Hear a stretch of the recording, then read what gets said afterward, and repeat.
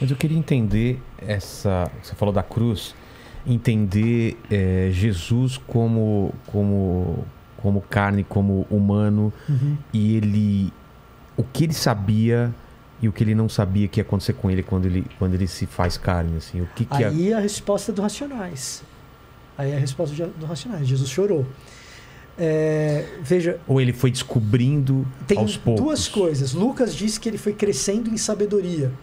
Então, tem coisas que Jesus foi aprendendo. Mas ele sabia do final trágico ou que ele ia morrer para nos salvar. Ele sabia disso. É que assim, você tem o chamado mistério da fé. Isso é referência de Lucas 2,52, que mostra Jesus crescendo. Jesus é totalmente divino. O Novo Testamento afirma que ele esvaziou-se de si mesmo, no sentido de tomar, de encarnar, tomar a nossa forma e se identificar conosco. Então é tão importante que ele seja humano, porque senão seu sofrimento seria uma farsa, nunca sofreu de verdade. É óbvio, então ele é seria totalmente um Deus humano. Mas ao mesmo tempo ele não deixou de ser divino, Se fala da divindade de Jesus como algo intermitente, existindo em Jesus, mas ele não usufruía plenamente desse elemento divino em todos os momentos. Agora, o mistério é em que medida Jesus tem, nesse esvaziamento, plena consciência de tudo, ou nesse esvaziamento esse elemento não está presente. Mas não há nenhum sinal do Novo Testamento que qualquer coisa é surpresa para ele. O Evangelho de João diz muito claro, porque eu estou fazendo exatamente o que me mandou o meu Pai.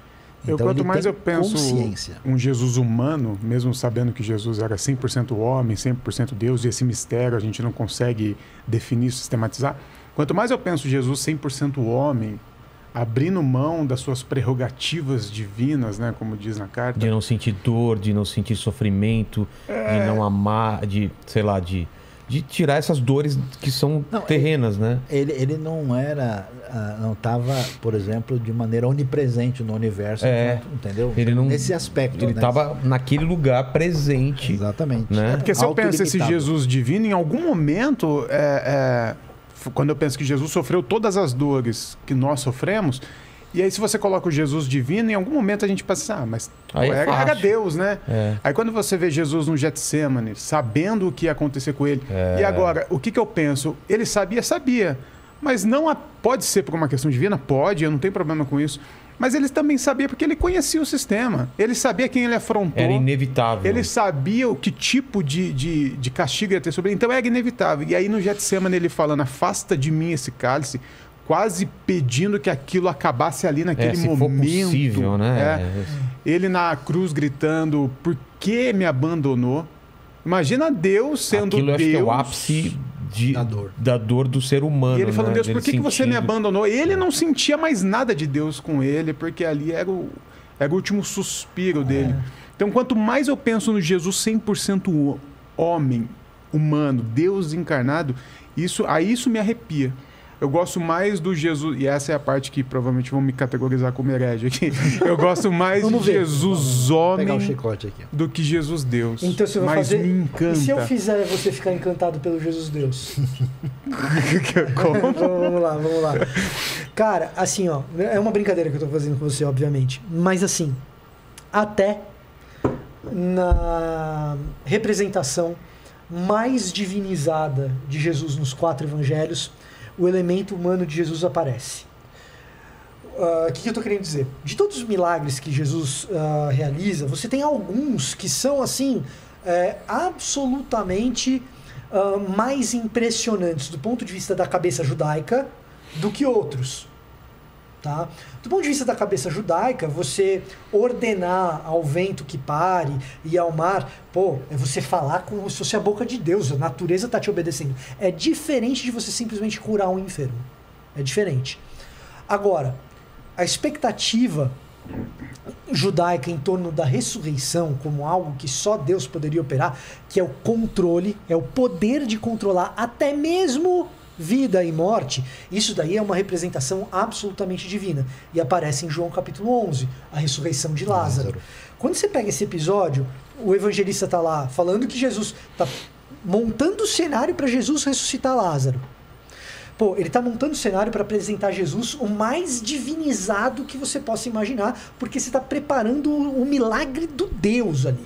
É o cara que controla a vida e morte. E aí? É nesse episódio que João retrata Jesus como profundamente abalado na sua alma pela morte de um amigo e porque Maria está chorando a morte de Lázaro. Maria chega toda perturbada, chorando até Jesus, e o entourage, o pessoal em torno de Maria que estava ali consolando, chega chorando também. Vejam Jesus como ele o amava. Se Vejam como ele o amava, exato. Jesus se compadece de Maria, da situação de luto. A gente não sabe se lembra de Lázaro, porque isso o texto não diz, mas ali a gente tem o versículo mais curto da Bíblia e talvez um dos mais significativos, porque no momento mais divinizado de Jesus é que a gente vê um dos maiores traços humanos, a lágrima. Ele chorou. Jesus chorou. Tecnicamente, eu acho que o versículo mais curto é o não matarás. Não, eu o segundo, Lucas 20:30. Lucas 20:30 diz, eu o segundo, só isso. Como que é? É verdade. Eu o segundo. É isso. E Jesus chorou, João Então, mas 11:35. essas partes humanas, porque assim, Jesus mandando o vento parar, pô, ele é Deus. Jesus multiplicando, ele é Deus. E é uma coisa que me encanta, mas é Deus. E é algo que eu não consigo reproduzir.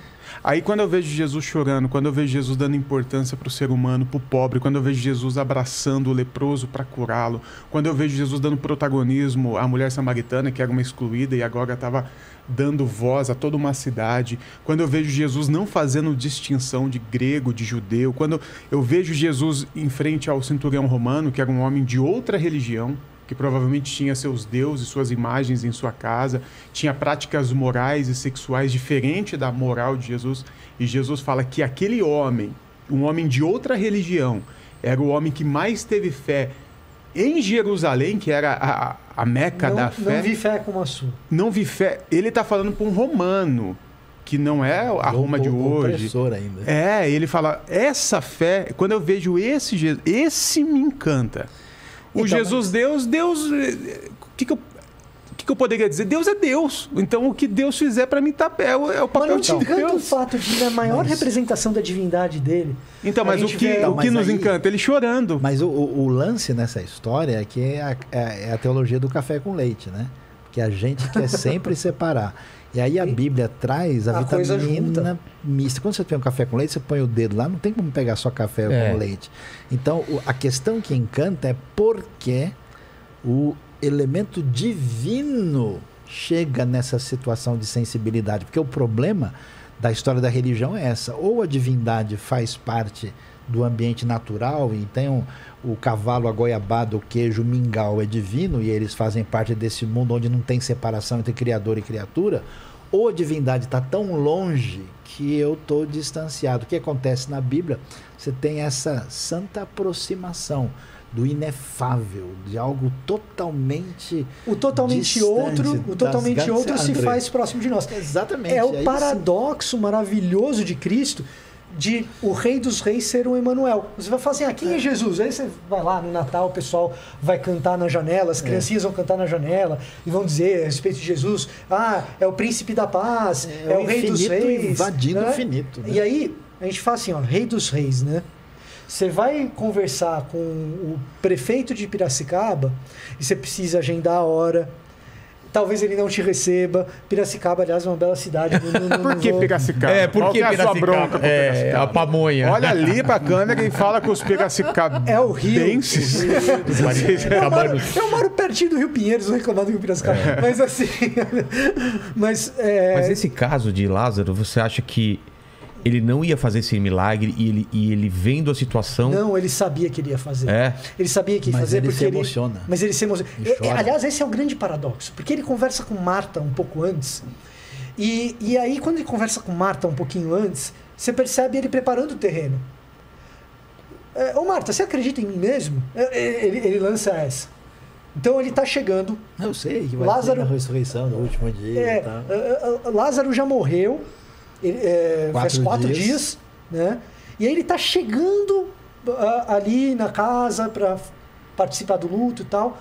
E aí ele lança para Marta, você acredita em mim mesmo?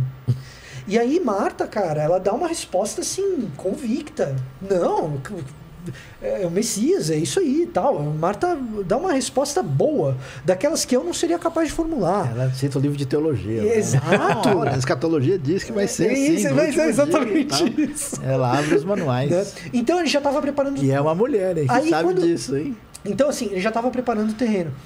Quando ele chora com Maria, não com Marta, tal. Compadecido ali junto. E aí ele chega na lápide. E aí ele fala assim, olha, tira a pedra. Tira a pedra porque eu vou orar, ele vai ressuscitar. Quando ele fala tira a pedra, Marta vira para ele e fala o seguinte, pô, mas Jesus, tem 4 dias de cadáver aí, vai feder, cara. Aí ele lança pra Marta, Jesus lança pra Marta, pô, mas não era você que estava falando que eu era o Messias? E aí? Confia no Pai. Ei, deixa aqui comigo. Confia no Pai. Então assim, ele já... Mas mesmo sabendo, ele não deixa de se compadecer. Vilela, é o seguinte, cara. É luto, velho. Você não chega num velório soltando religião. Mesmo que você saiba que você vai ressuscitar um morto. Você não chega num velório soltando religião. As pessoas estão chorando. As pessoas estão com dor, e dor de verdade. E você está com dor porque você perdeu. E quando você imagina essa perda, você não imagina uma perda que assim, ele morreu dormindo.